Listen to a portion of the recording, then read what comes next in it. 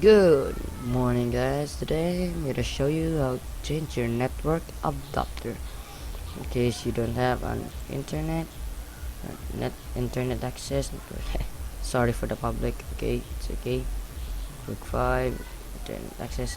In case if you don't have internet access, you wanna go to Start button and you wanna go to Control Panel. You wanna go to Network and Internet. You wanna go to View, Status, and Task. Okay, as you can see, I'm connected to the internet.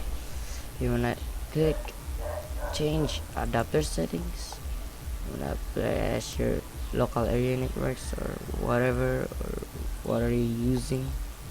You wanna press this. Oh, sorry. You wanna first show you. Okay, now disabled. They don't have internet.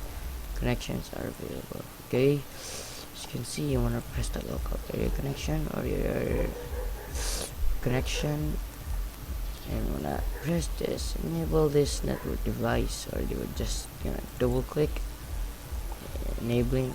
Now enabled, and there you have internet access.